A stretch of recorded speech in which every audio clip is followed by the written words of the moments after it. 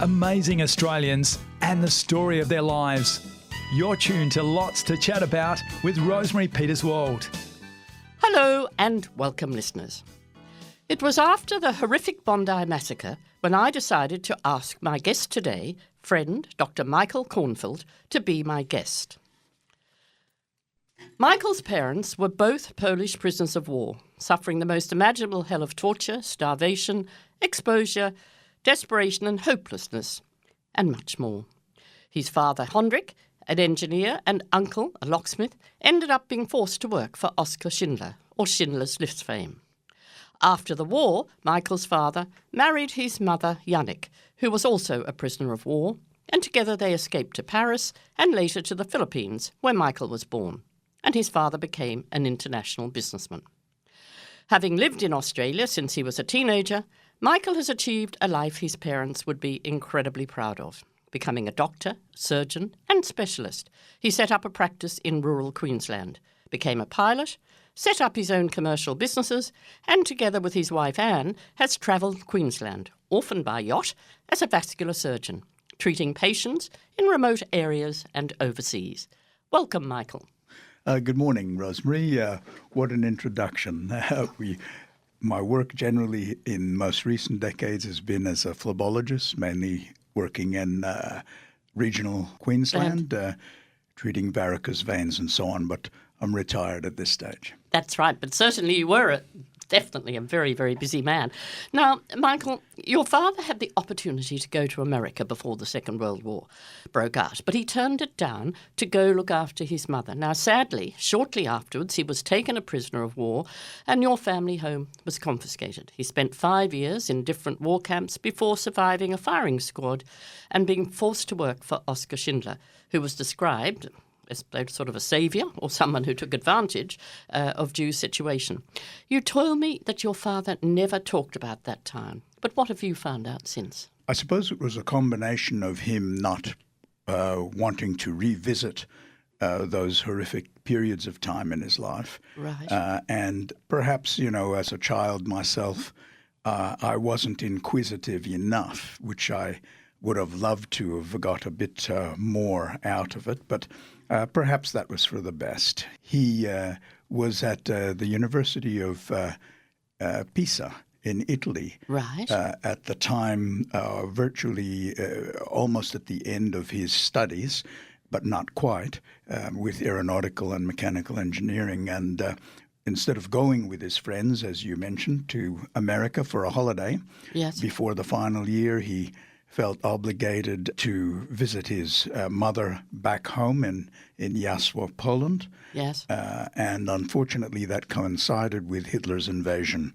of Poland. And I suppose the rest was the history that he went through. And a horrific time that it was. I mean, I know the area well now because it was reasonably close to Breslau, wasn't it? Now known as Rocklo. But yes, a dreadful time back then. Now, he married your mother, Jannik. Now, she was a champion figure skater, wasn't she? Yes. But her father had been executed by the Russians, who had been in and she'd been in a Siberian work camp. 50 years later, Michael, you discovered letters. Tell us a little bit about that. Well, that was an amazing little story. I'll just mention that her father was a captain in the Polish army, which had the last operating cavalry in the world. And they went into battle at the beginning of World War II. Yes. And eventually he was one of the 22,000 Polish officers and tertiary educated intelligentsia in Poland who were shot at the back of the head at Katyn, in the forests of Katyn, for many years thought to be a Nazi execution, right, but eventually discovered and admitted by, I believe it might have been Khrushchev, right, to be a Russian operation ordered by Stalin. Right. Now, you asked me about her figure skating. Yes, she as a teenager, she was a shy but very physically fit girl. Yes. Who was a champion figure skater in her town and was courted by this chap who was considered tall, but she was only 5'2", so it's unlikely that he was very tall. Right. But he had very big flapping ears. Yeah. That much we know, and from the letters. Yes. Now, when her mother and sister were transported in cattle car trains Yes. to Siberia for work in their agricultural work camps, they still actually were able to receive some mail from time to time, Right. along with the essential thing like toothpaste instead of food. Yes. And God. and that mail came from her suitor, who was so diligent he wrote almost every day. So she would get a bunch of letters and kept them through the war. Oh. And when she and her sister returned, her mother had passed away from typhoid Right. before the end of the war. When they returned to Poland, and my mother started a courtship with my father, Yes. who also returned back to Poland after being liberated, I think, by the Russians from Schindler's camp, Right. and being on Schindler's List.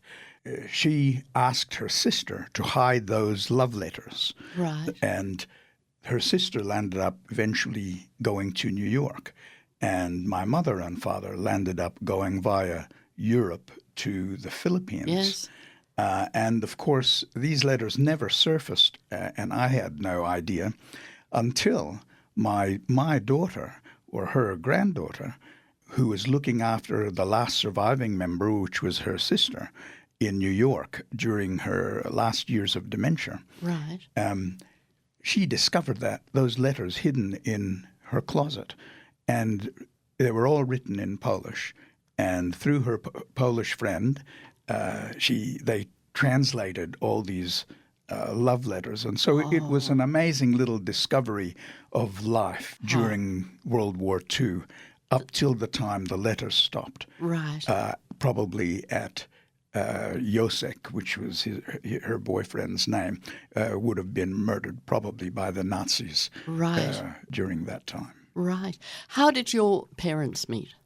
I don't know the exact circumstances, but it was a very sort of quiet sort of time where my father was probably more focused on getting some work to survive, and my mother as well, and they just met and landed up going to a registry office for a very simple wedding. There was nothing fancy about it. Basically all their property and the wealth of my father's banking family totally disappeared. The property disappeared that was taken over, and all the accounts that were in the Swiss bank at the time all gone. Were taken by the Swiss, I suppose. Yes, all gone, all just all disappeared. Gone, everything disappeared. But Michael, now they eventually, you've mentioned a little bit before, they escaped to Paris, didn't they? Yes. And from Paris they went to the Philippines, and in the Philippines is where you were born. That's right. And your father set up a very successful multinational business there. Tell us a little bit about life in the Philippines at that time. You said it was a little bit rough and tumble. Okay. Well, they escaped on virtually the last day before the Russians were closing the borders around Poland, and they escaped with what was on their back with falsified passports, right. Landing up in Paris and eventually getting on Queen Elizabeth I ship that took them, I think, via America to the Philippines because he had an offer for work. Right. So he arrived in the Philippines with my mother, and found out that one day earlier his friend who had a job offer for him had left the Philippines. So both my parents arrived there penniless, in a third world country with no social security, and had to start from there. So. But start they did, didn't they? They certainly did, and whatever they can, and my father got simple jobs initially, just perhaps driving for, I think, a jewelry company, and then he fixed sewing machines, Singer sewing machines there in the Philippines. And they landed up going to a place called Cebu, which was in the middle of the Philippine Islands. And he continued working in those areas until eventually he returned back to Manila. Right. And in Manila is where I was born. And I probably, at the time, we lived in downtown Manila, and I grew up in a small 2-bedroom apartment. But in that area, I felt reasonably privileged because it was a third world country, and I didn't live in the, I suppose, more affluent expat areas. Right. But it was a wonderful place for a child growing up. Because I had friends in adjacent apartments. We probably had a group of kids, maybe 6 different nationalities all getting together and playing soccer and all sorts of things. My father gradually went from business to business, eventually working for an American food manufacturing company called California Manufacturing Company, and eventually to a glove-making business called Founds Brothers, and that then transferred to another glove-making business called Atlas Gloves with headquarters in Hong Kong and Canada. Yes. And really that company became quite a multinational company with manufacturing in different areas around the world.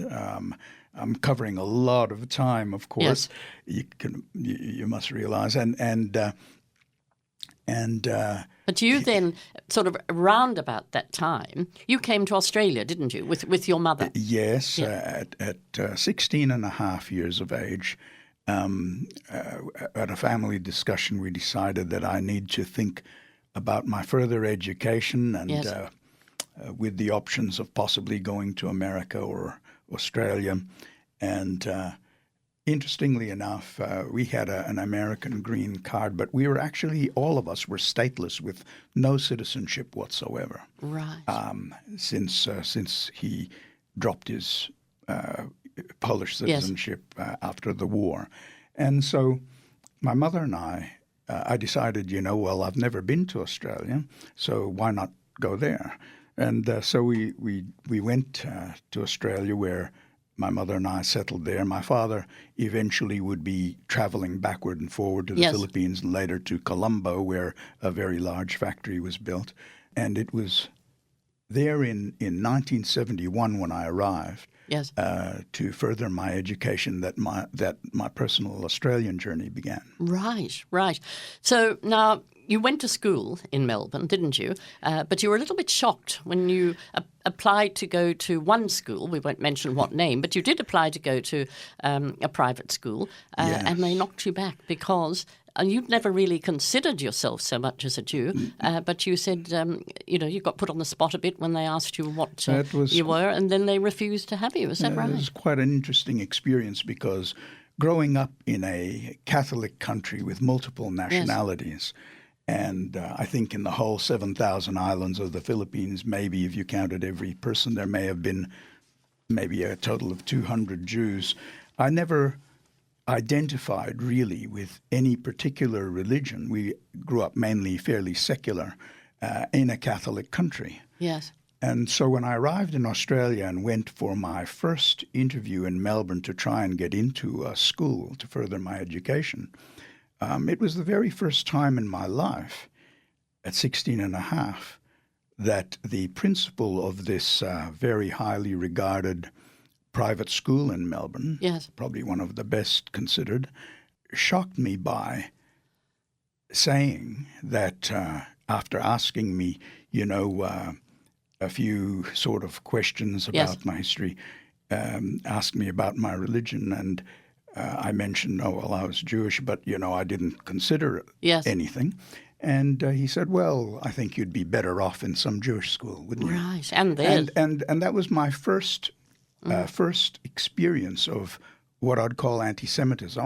I was quite shocked because I'd never experienced that before. No. No, and their loss, because from school, Michael, you went on to go to university. You went to Monash University. Yes. You studied, and you studied medicine, and of course you became a doctor. And you then, for our listeners here in Queensland, or of course we go Australia-wide, you came to Queensland and you set up a rural practice, didn't you? Yes, as a country doctor. I might just add about that. From that day on, I never experienced any anti-Semitism. I love Australia. I think it's a wonderful country. And I actually never felt it until October the 8th. Yes. 2023. But I'll go back to your question. What made you decide to become a doctor? I think it wasn't out of any great philosophy or feeling that I wanted to help the world or anything like that.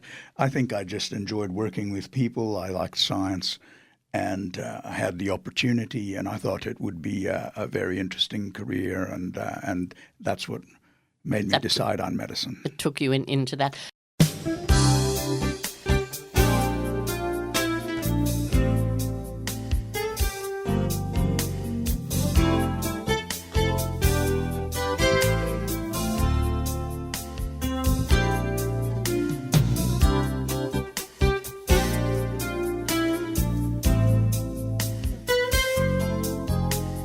Now, you're listening to Lots to Chat About. I'm Rosemary Peterswald, and my guest today is Dr Michael Kornfeld. Now, as we said, you did end up with your own practice in rural Queensland, but that was only part of it, because during that time you learned how to fly. You had a mixed grain farm of draft horses, wasn't it? You were certainly busy at that time. So tell us a little bit about, I think you've got a little bit of a story about how you learned how to fly. Was that right? I was newly married at that time, and we had one little infant girl, and soon after that a little boy. And working in country practice, running my own hospital and theatre, and was just fantastic. I loved working with the country people there. Yes. And living on a farm allowed me to also work it as a real farm with the help of a share farmer and a hired hand. We grew different grains. Yes.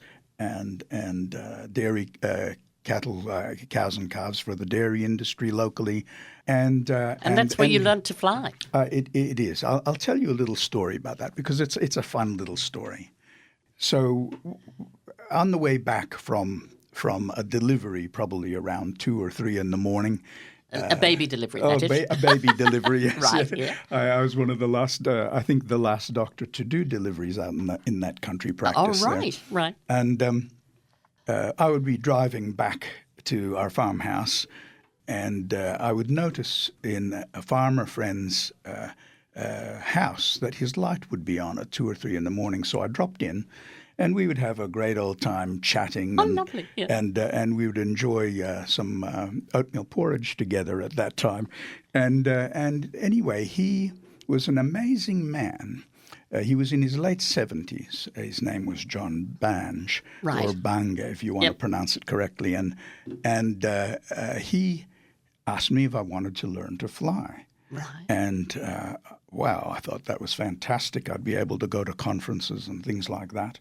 And so I said yes, and he was in his late 70s at that time. And so between 5 in the morning and 8 in the morning, I used to drop in at his place, and he used to pull out a little rag and tube tandem-seated aircraft called the Porterfield, which happened to be a plane that used to be owned by Sir Reginald Ansett. I believe it was his first aircraft. Oh, really? Right. Yeah. And I hope I have my years correct. I think he won the Adelaide to Brisbane air race in 1936 in this particular little plane. Right. Anyway, so we started. He started to teach me to fly out of the farm strip. We would often fly only at just virtually treetop levels. He said the oxygen was rare up higher, and it was just gorgeous looking at the fields of, copper fields of sorghum and golden sunflowers green trees. Lovely. And he'd fly over the town and fiddle with his throttle to make the engine cough. And, of course, the few people who were awake at that time used to point at the plane and think, oh, he's about to crash. And then, of course, we would laugh and land back at his farmhouse, and I'd go to work for the day. Oh, how lovely. And so it progressed. My flying progressed. Well, perhaps I'll just stick to John Bange just briefly. Because it's such a nice story. About a decade later, when he was living in a nursing home, for his 90th birthday, the family and a few friends and myself, we took him out to his farm, and I actually brought in a side-by-side to a small Aeronca aircraft, and we lifted him onto the plane, and I took him for a ride for his 90th birthday. Oh, how wonderful. And he was almost blind at that stage. Yes. He had very poor vision. But I gave him the controls, and he had a fly. Oh. And it was a wonderful thing. We came down, and he went back into the nursing home, and either a week or a month later, he passed away. It was his last flight, and a wonderful experience for both of us. Oh, what a beautiful thing to have done together. Absolutely.